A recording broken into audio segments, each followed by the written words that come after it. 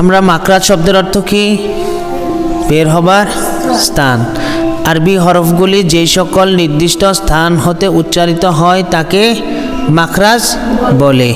মাখরাজ শব্দের অর্থ কি? মাখরাজ শব্দের অর্থ কি? তোমরা আসো শিখো। মাখরাজ শব্দের অর্থ কি?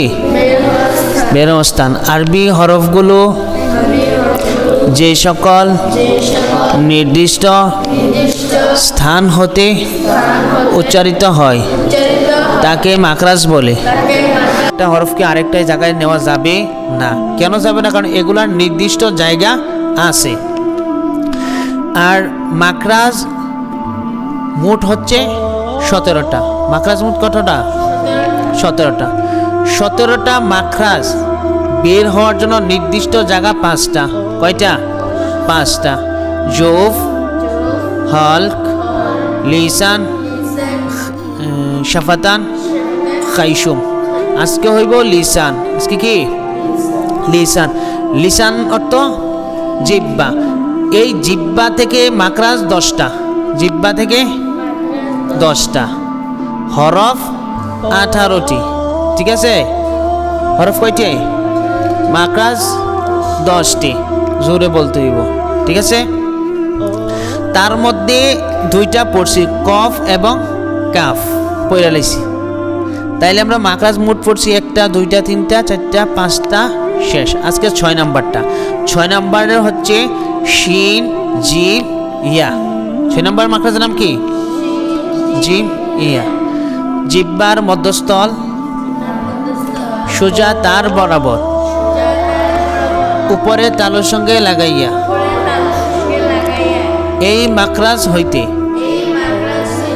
শিন, জিম, ইয়া উচ্চারিত হয়।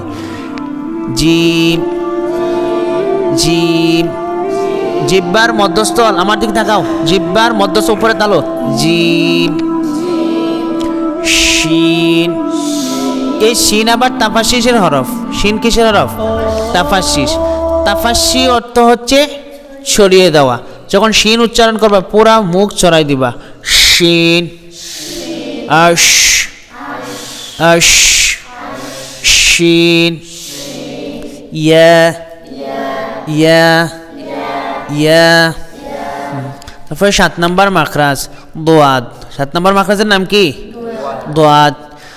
জিহ্বার ডান অথবা বাম কিনারা অথবা জিলকে লিসান, জিলকে আদ্রাসে উলিয়া চর্বণ দন্ত পাঠির মূল হইতে, চর্বণ দন্ত পাঠির মূল ও তালুর কিছু অংশ হইতে দোয়াদ উচ্চারিত হয়।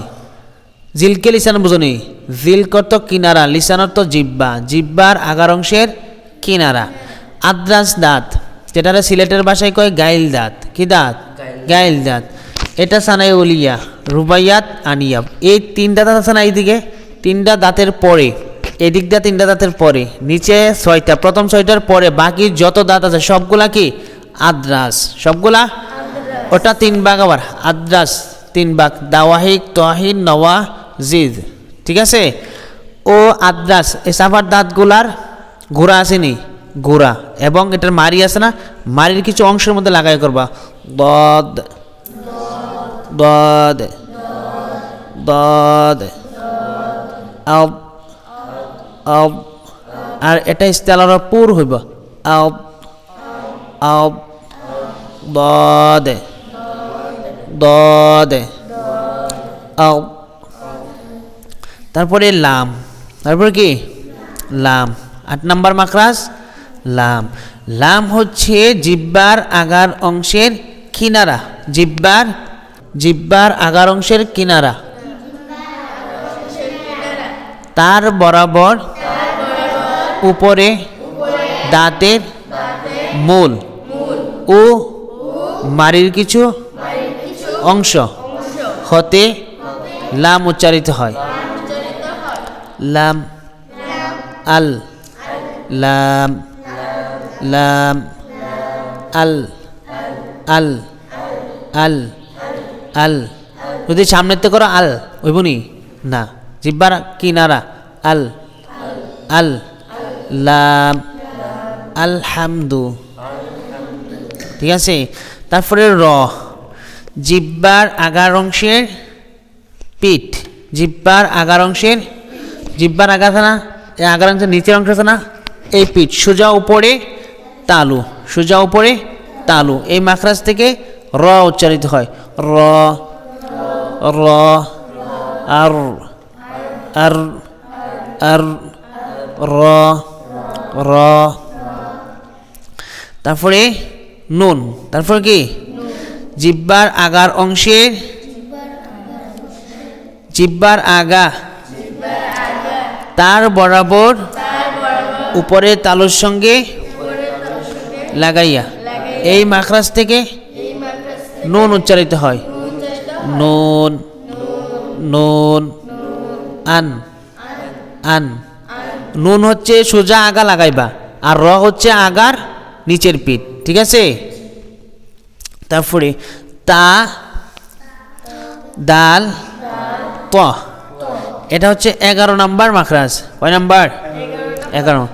তা দাল ত, জিহ্বার আগা উপরের সামনে সানায়ে উলিয়া নামক দুই দাঁতের মূল ও মাড়ির কিছু অংশ থেকে উচ্চারিত হয়। তা দাল ত, তটা ইস্তেলার পর করবা। তা দাল ত। তারপরে 12 নম্বর মাখরাজ জা সিন সদ, জিহ্বার অগ্রভাগ সানায়ে উলিয়া সানায়ে সুফলা নামক দাঁতের দরমিয়ানি হইতে এই হরফগুলো উচ্চারিত হয়। জা সিন সদ, জিহ্বার আগা উপরে 2 দাঁত নিচের 2 দাঁত এর মাঝামাঝি রাইখা, দরমিয়ানি হচ্ছে মাঝামাঝি, মাঝামাঝি রাইখা। আর এগুলো হচ্ছে সফির হরফ। সফির অর্থ চড়ুই পাখির মতো আওয়াজ দেওয়া। সফির হরফ 3টা, জা সিন সোয়াদ দিবাই যায়। জা আজ আজ, সিন আস, صاد أص أص أس أس أز أص, ঠিক আছে নি? 3টা 3 আওয়াজ। তারপরে হচ্ছে 13 নম্বর মাখরাজ। 13 নম্বর মাখরাজ জিহ্বার আগা, জিহ্বার আগা উপরে সামনে সানায়ে উলিয়া নামক 2 দাঁতের আগার সঙ্গে লাগাইয়া সা জাল জ উচ্চারিত হয়। এগুলা মৃদু আওয়াজ আছে না, এই যে শরীরের সাথে শরীর ঘষা খায় না, এটারে বলে মৃদু আওয়াজ। কি আওয়াজ? এই মৃদু আওয়াজ একবারে নরম নরম সুরে উচ্চারণ করতে হয়। সা, জিহ্বার আগা বের করো, সা জাল জ, জ পুর হবে জ, আস আজ আজ। এদের উচ্চারণ করতে মুখের ভিতর আওয়াজ থাকবে না, আওয়াজ সব বের হবে।